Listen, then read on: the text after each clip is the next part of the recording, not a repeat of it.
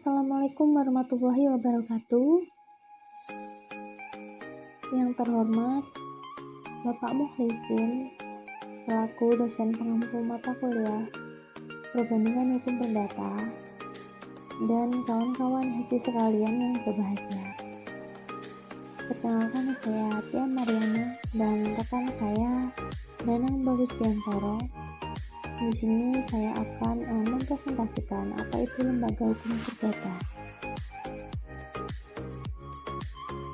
Lembaga hukum perdata itu sendiri merupakan badan hukum yang didirikan untuk menegakkan aturan berkaitan dengan tingkah laku para anggota masyarakat, sehingga dipandang sebagai lembaga yang sentralis tanpa adanya pandang bulu.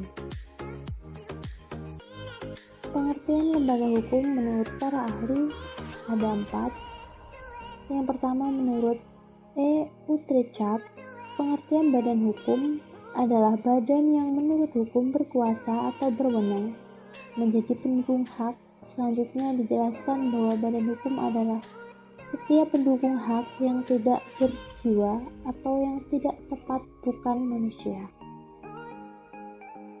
Yang kedua, menurut R. Subekti, definisi badan hukum pada pokoknya adalah suatu badan atau perkumpulan yang dapat memiliki hak dan melakukan perbuatan seperti seorang manusia. Yang ketiga, menurut Molengraf, pengertian badan hukum itu sendiri pada hakikatnya merupakan hak dan kewajiban dari para anggota secara bersama-sama, dan di dalamnya terdapat harta kekayaan bersama yang tidak dapat dibagi-bagi. Dan yang terakhir, menurut Sri Swedevi Masgetron, bahwa badan hukum adalah kumpulan orang-orang yang bersama bertujuan untuk mendirikan suatu badan hukum.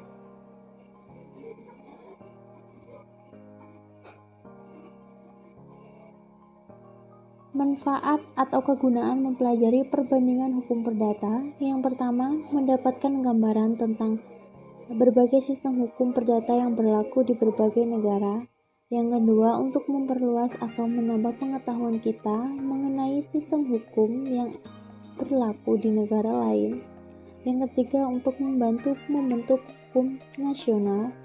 Yang keempat, untuk membantu pembentukan perjanjian internasional. Dan yang terakhir, untuk menghindari kesalahpahaman dengan negara-negara di mana mempunyai hubungan.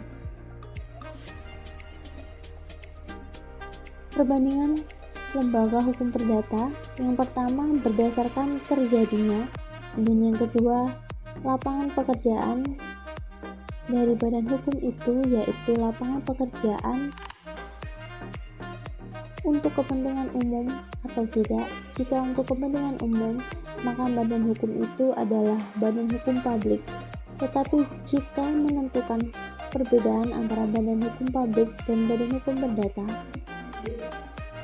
dapat digunakan dari gabungan pendapat dari De Hersendelir dan para sarjana Jerman untuk saling melengkapi serta ketentuan dalam pasal 1653 KUHP Perdata.